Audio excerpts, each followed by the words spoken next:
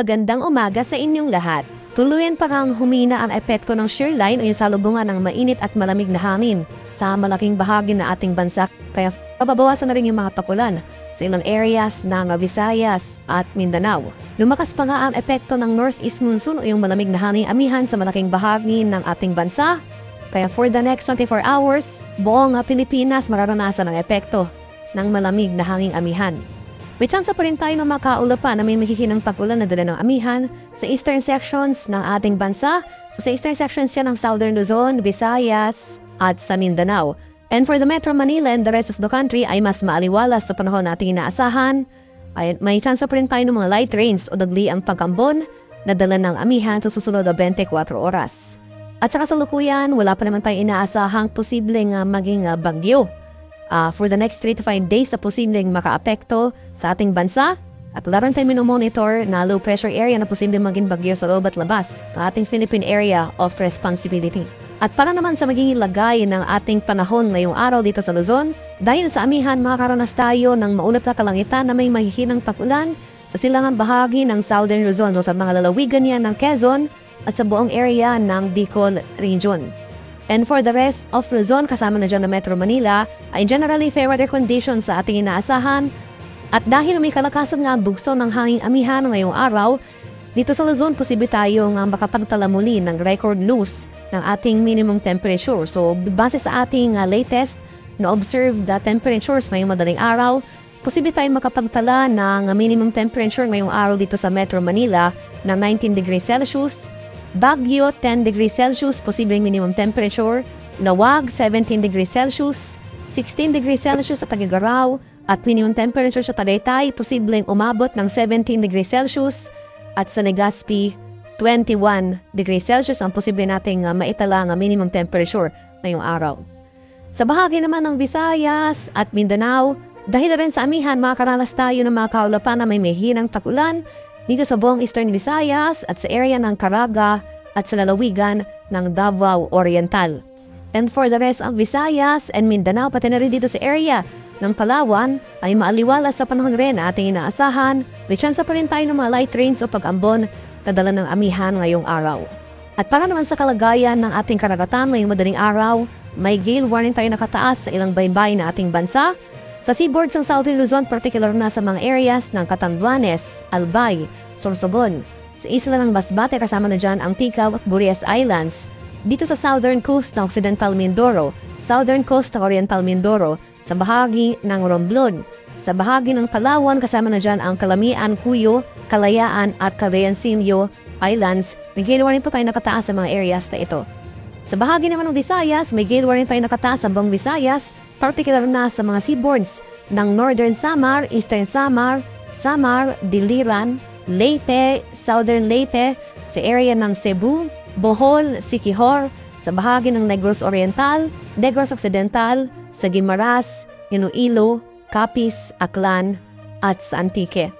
Sa bahagi naman ng Mindanao, may gale warning tayo nakataas sa mga seaboards ng Agusan del Norte, sa bahagi ng Dinagat Islands, Surigao del Norte, kabilang na dyan ang Siargao at Bucas Grande Islands, sa bahagi ng Surigao del Sur, sa eastern coast ng Davao Oriental, sa baybayin ng Zamboanga del Norte, sa bahagi ng Misamis Occidental, sa northern coast ng Lanao del Norte, Misamis Oriental, at sa isla ng Camiguin. May gale warning po tayo nakataas sa mga lugar na ito.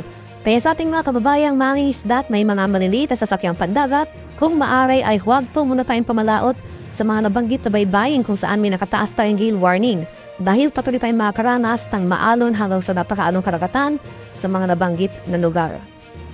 At para naman sa ating 3-day extended weather outlook sa mga pininsyudad ng ating bansa, wala rin bahagi ng Luzon, particular na sa areas ng Northern at Central Luzon, sa mga syudad yan ng Metro Manila at Baguio City.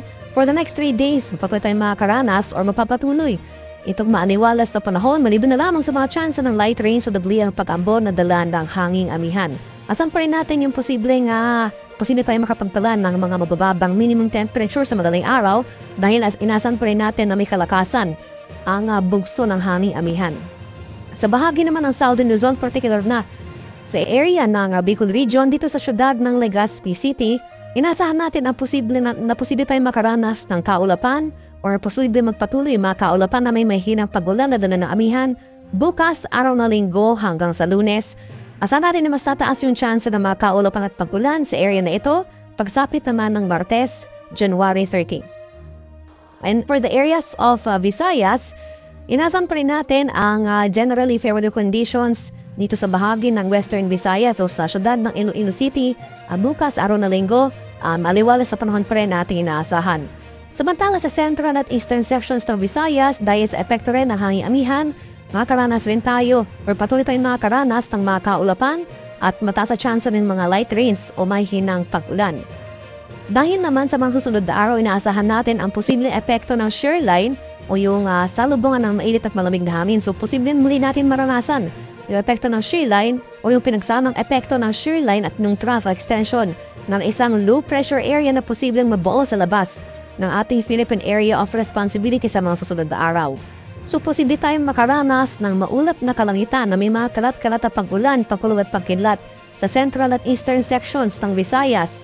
So sa mga syudad din na Metro Cebu at Tacloban, simula Lunes, January 29 hanggang sa Martes, asan pa rin natin yung mataas sa tsansa ng scattered rain showers and thunderstorms sa mga lugar na ito. Mahalamanasan pa rin natin yung epekto ng hanging amihan sa bahagi ng Western Visayas o sa area ng Iloilo City. Posible tayong makaranas sa mga kaulapan na may mahihinang pag-ulan. Sa Lunes, mas tataas yung tsansa ng mga pag-ulan at kaulapan na ito pagsapit ng Martes. At sa bahagi naman ng Mindanao, dahil rin sa epekto ng shear line o yung pinagsamang epekto ng shear line at nung trough extension ng isang LPA sa labas ng ating par na posibleng mabuo nga sa mga susunod na araw, bukas araw na Linggo makakaranas tayo ng mataas na tsansa ng kaulapan na may mga kalat-kalat na pag-ulan, pagulog at pagkilat sa bahagi ng Metro Davao area. Posible magpatuloy ang mga pag-ulan na ito for the next 3 days o hanggang sa araw ng Martes, makakaranas tayo ng mataas na tsansa ng pag-ulan sa nabanggit na lugar.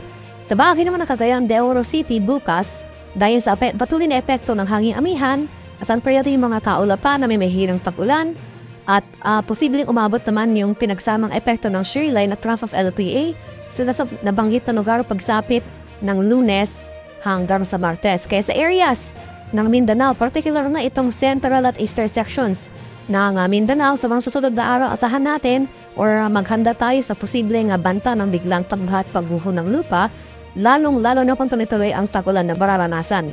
Sa bahagi naman ng Zamboanga City, magpapatuloy itong fair weather conditions na dala ng amihan for the next 3 days. Mararanasan pa rin natin yung amihan bukas, so may chance pa rin tayo ng light rains sa nabanggit na lugar. Samantalang pagsapit naman ng Lunes hanggang sa Martes, inasahan natin na kakibat ng epekto ng shear line at ng trough of LPA ay hihina ang epekto ng amihan sa bahagi ng Mindanao. So mataas yung chance ng thunderstorm sa hapon hanggang sa gabi sa nabanggit na lugar.